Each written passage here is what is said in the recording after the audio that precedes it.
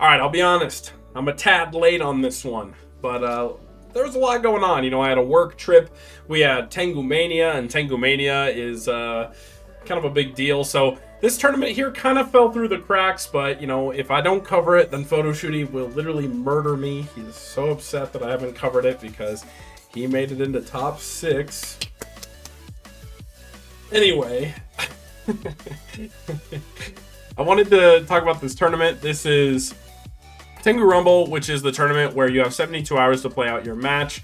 So it's something where if you have, less time to stay and play in a single tournament, then you don't have to stay all day. You just kind of schedule time to play your match and play over time. So it's pretty convenient for those with busier schedules. And in fact, for me, since usually I'm streaming any major tournament we have going on in this Discord, it means that I get to play in it too. But for this one, I did not play in it just because I had too much going on. So was too busy to do it. But that being said, I wanted to talk about it, so we want to do a metagame breakdown. And if you guys are interested in playing a tournament like this yourself, then just join the Tengu Plant Discord. I'll put a link to it in the description below. That way you can come participate in these tournaments and, kind of take a look and see what's going on. But this is Tengu Rumble. We have an interesting meta breakdown. So again, this was happening before our last tournament, Tengu Mania. So this actually started before it and then finished after Tengu Mania, which is why I had such a weird timeline. But so if we're looking at this meta trend, we have the meta breakdown. We had a lot of heroes as per usual. Heroes was far and away the most popular in this tournament, and I actually think this Tengu Rumble was pretty big, all things considered. There was I think around 30 people who participated. So yeah, huge hero representation in this leading up to Tengu Mania, which honestly, it makes sense. This was right before Tengu Mania. People wanted to test their decks, especially going into Tengu Mania, and we saw a lot of hero representation for Tengu Mania as well. We had 3 agents, 3 Tengu plants, 2 scrap, 2 dragons, 2 worm, 2 gladiator beasts, which is really weird to see that much representation for gladiator beasts. Then we had 6 others. We had Malefic, Gravekeeper, Dragoonity Flambell, X-Saber, Twilight, and 1 Chaos. So pretty diverse representation. Like I said, I think it's really surprising that 2 people played Gladiator Beasts in this tournament, but we'll kind of see how they did. So let's go down. We'll break down the top 6 because we had around 30 people in here. So let's take a look at what all the decks were. So starting with 5th, 6th, no particular order. This is Photoshooty. So Photoshooty was playing some stinky Monster Mash deck. It's basically Gallus FTK without the ability to FTK because he wants to run these 3 spell cards. Me personally, I think if you're gonna opt for this type of build, I think you just full send on the FTK. You just can win off of it, so why not? Yeah, these cards are good, but if you're going against a back row deck with a Floodgate, they probably have a way to protect it through heavy, so this card is meh. So I just think it's better to full send and then make adjustments in game 2s and 3s. I don't know how this worked for him or why this worked. I was trying to explain because I just feel like he's very vulnerable to Max C, which I think the idea is after you play this in game 1, using the Gallus as an extender, you side him out. You side out majority of this engine and then just put in trap cards and play a standard agent list.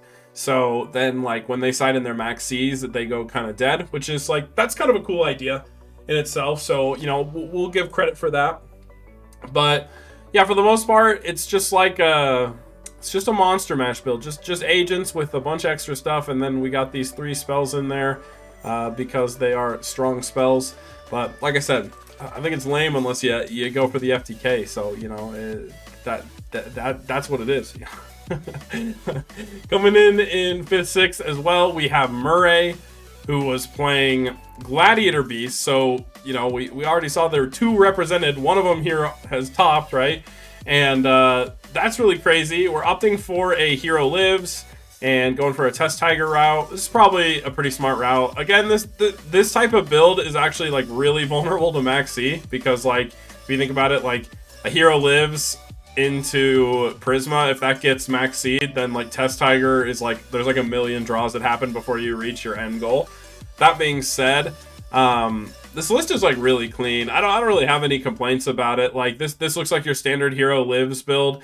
I know some people don't opt for the Stratos, which honestly, that could be better. Like, the reason why you don't play Stratos is just because of the fact that, like, every other card you have is a normal summon, and you pretty much want to always be normal summoning a Gladiator Beast, so this +1, like, means a bit less, you know? So, yeah, I'm interested in how the safe zone tested. I don't know. I typically don't mess with this card very much. I don't think it's like bad by any means, but I just would be curious how that went for them. But yeah, other than that, pretty standard Hero Lives Gladiator Beast list. Really cool to see this deck kind of come out and top. Like, people really haven't been playing this deck much, and so it's really sick to see. But yeah, we'll move on to top 4. So in third, fourth, I don't know why they didn't have like third, fourth decided. So, but this is just the information I was given. So both these guys were in contention for third, fourth. So we have Tengu Plants, and this is Bear Striker. And so Bear Striker was playing Tengu Plants, and this looks like your very standard Tengu Plant list. There's honestly not much to say about it. Like, the Puppet Plant's a good adaptation to the side right now because of how popular heroes are. But yeah, honestly, I don't really have a ton to say. You know, it's just Tengu Plants doing Tengu Plants things, so not surprising to see it perform. I mean, the deck saw a decent amount of representation, and, you know, it's a pretty good deck. So we'll move on to top, or third, fourth still, so, like, you know, whatever. We'll move on to Shinusla, who also played Gladiator Beast. And this is where this tournament's very interesting, guys, because 2 people played Gladiator Beast, and both of them topped. And I think part of the reason why, if you don't know, I actually entered a Rumble playing Gladiator Beast as well, and I think, like, one of the reasons why Gladiator Beast doesn't feel like the worst meta call is because Lance is, like, really, really good in this deck, and Lance is really, really good against the meta, like, heroes. So this is, like, a super powerful card versus heroes, right? Because, for example, if they have an Alias on the field and a set back row, assuming it's Gemini Spark, if you summon a Laquari and attack, if you enter damage step, they can't Gemini Spark, and if they assume you have a Lance or a damage step card, they're forced to Gemini Spark you right then and there, which means you then just Lance your monster, and then they don't get the draw. So this is, like, the best card to play around that. Even things like Horn of the Phantom Beast and, like, other decks like that. We're seeing a single copy of Safe Zone, Waboku. This card's, like, pretty good. I just hate it because it never got a foil printing. But no Sam Knight for either of these guys. I actually really like Sam Knight, but, you know, I do understand it is like a weirdly cloggy, bricky card.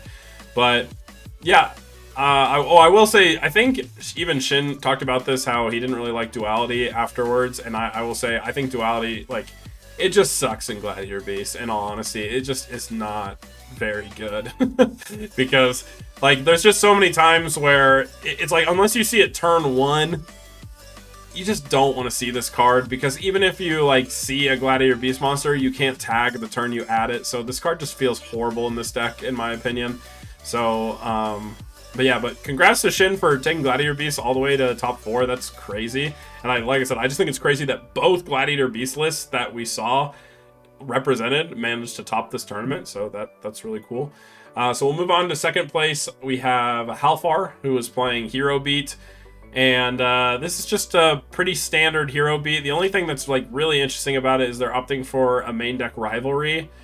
This does give you a pretty good leg against, like, things like Tengu Plants and, you know, even, like, X-Sabers, stuff like that. This can help your, like, game 1 a lot.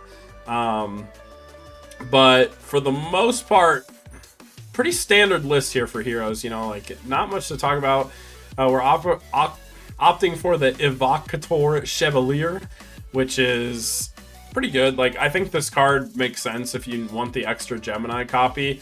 Although, me personally, I feel like it's just not necessary, because this could just be a Hero Blast, and then it's just another back row to add back Alias, and you're always going to see Alias. So it gives you access to Nova Master. Nova Master is a really good card, but I don't really know how worth it is to run this card.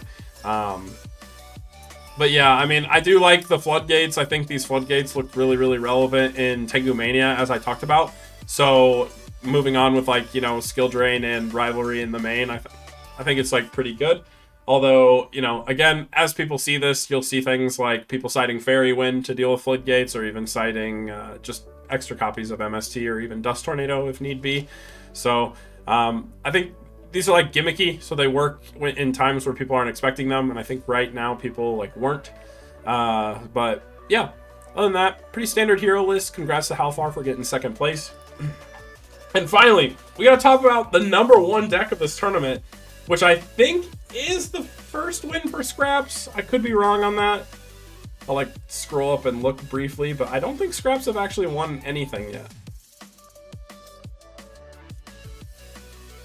Yeah, no, I'm not seeing it. So yeah, I think this is the first win for Scraps. I'm sure someone will correct me and be salty, but yeah, Scraps are yet to win a tournament, and Himne actually took the first dub with Scraps, which is really, really cool.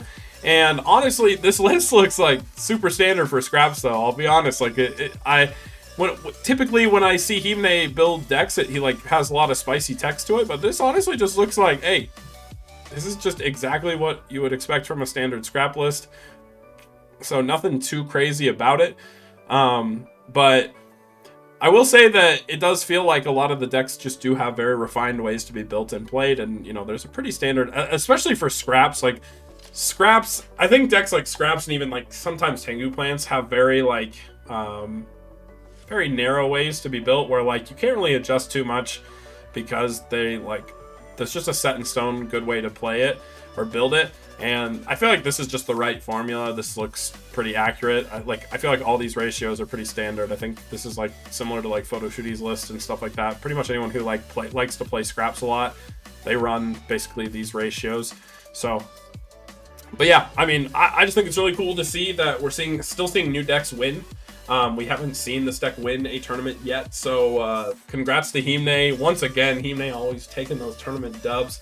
But it's sick to see him take Scraps that far, because again, no one's done it yet. So we can take a look at this. I like to usually use this as an indication of meta breakdown, but it's awkward because this is more telling for Tengu Mania, and I think like when we look at this tournament, it was relatively accurate to Tengu Mania. We still saw a lot of heroes, agents, and Tengu plants, but then not a lot of them really topped. We saw other things kind of pop off and top. So there's not really much to read in about the meta for this one. But, you know, I did still at least want to cover them and talk about it, because I do think it's like crazy. We had 2 Gladiator Beast top, and then on top of Scraps winning, which I just think is like really sick. And we're still just seeing different things kind of pop up in Top Cut all the time. So, yeah. Other than that, guys, I think that's honestly just going to wrap it up for this video. It's going to be a short one, but, you know, hopefully you guys like these decks, like this type of coverage. So, let me know in the comments what you think about these decks, and maybe what you think where the meta's going, because we're kind of in a weird spot after Tengu Mania. And I always talk about how Tengu Plant has a fluid meta, and they're like things drastically change. So I'd be interested to see where you guys think like people are going to start gravitating as far as decks and stuff like that. So yeah, let me know in the comments what you guys think. But other than that, thank you so much for watching, and make sure you guys have a great time doing today.